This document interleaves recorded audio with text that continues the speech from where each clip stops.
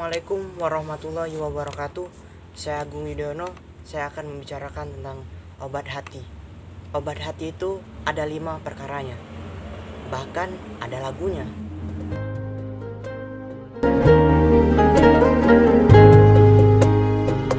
Tombo ati iku 5 perkarane, kaping pisan maca Quran lan maknane, kaping pindho salat wengi lakunono,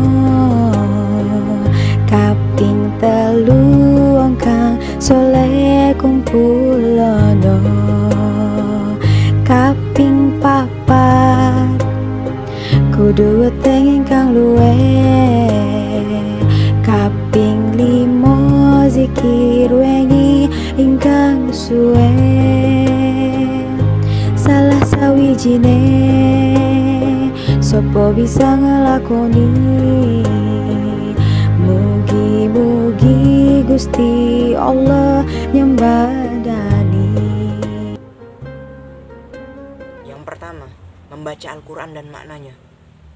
Kalau kita lagi galau, lagi gundah, lagi sendu, lagi gegana, gelisah, galau merana, jalan keluarnya cuma satu. Bukan curhat di sosmed, tapi baca Al-Quran dan maknanya. Kalau kita sudah baca Al-Quran dan maknanya, insya Allah akan tunjukkan kepada kita jalan yang lurus dan jalan keluar dari permasalahan. Di dalam Quran surah Al-Isra ayat 82, A'udzu billahi minasyaitonir rajim. Bismillahirrahmanirrahim. Wa nunazzilu minal Qur'ani ma huwa shifaa'un wa rahmatun lil mu'minin wa la yazidu az-zalimina illa khasara. dan kami turunkan dari Al-Quran sesuatu yang menjadi penawar dan rahmat bagi orang yang beriman. Sedangkan bagi orang yang zalim, Al-Quran itu hanya akan menambah kerugian. Jadi beruntunglah bagi kita orang-orang yang beriman, seorang muslim yang percaya bahwa Allah itu ada. Allah itu terus menghubungi kita. Allah itu terus mendengarkan curahan hati kita. Allah akan memberi jalan kepada kita apapun permasalahan kita. Yang kedua, sholat malam. Sholat malam adalah bagian dari zikir. Sholat malam adalah bagian dari zikir, dan zikir adalah bagian dari obat hati.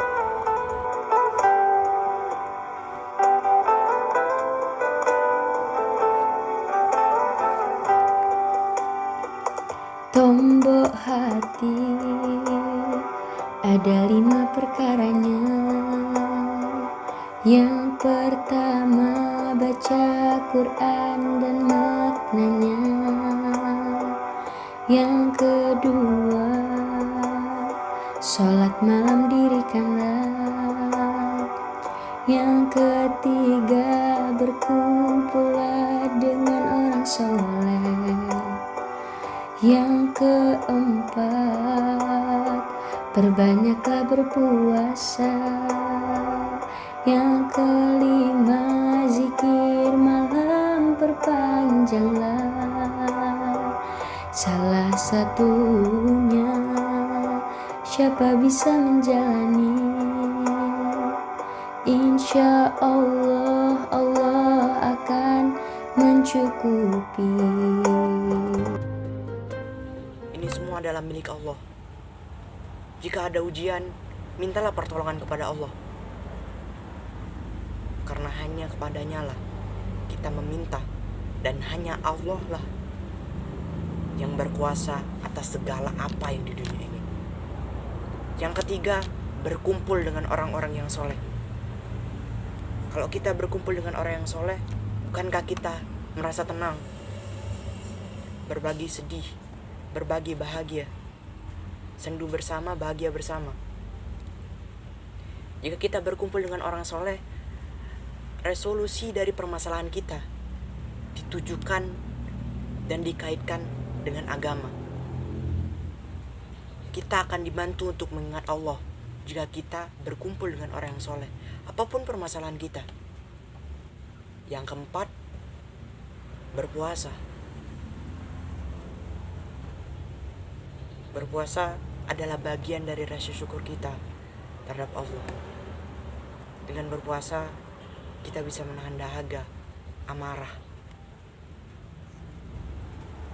Dan dengan puasa, kita dapat bersyukur lebih lagi kepada Allah.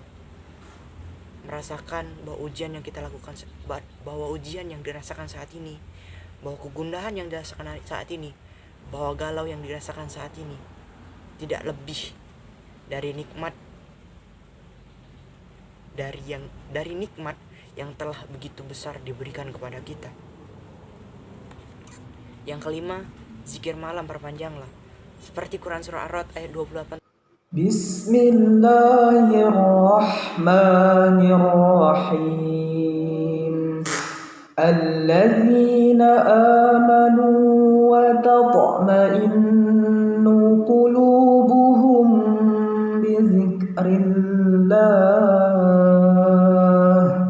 Ala bi dzikrillah tatma'innul qulub. Orang-orang yang beriman dan hati mereka menjadi tentram dengan mengingat Allah. Ingatlah, hanya dengan mengingat Allah hati menjadi tentram. Maka perbanyaklah zikir, perbanyaklah mengingat Allah. Ketika hendak tidur, ingatlah Allah. Ketika hendak makan, ingatlah Allah. Ketika hendak masuk WC, ingatlah Allah. Pastikan bahwa Allah selalu ada bersamamu dalam setiap kegiatanmu. Allah adalah yang punya dunia ini. Dan yang punya dunia ini yang paling tahu dunia ini. Oleh sebab itu, sertakanlah Allah untuk menuntun, untuk memberikan jalan, dan untuk menenteramkan. Sekian dari saya. Bila ada kurang atau kesalahan, saya mohon maaf. Wassalamualaikum warahmatullahi wabarakatuh.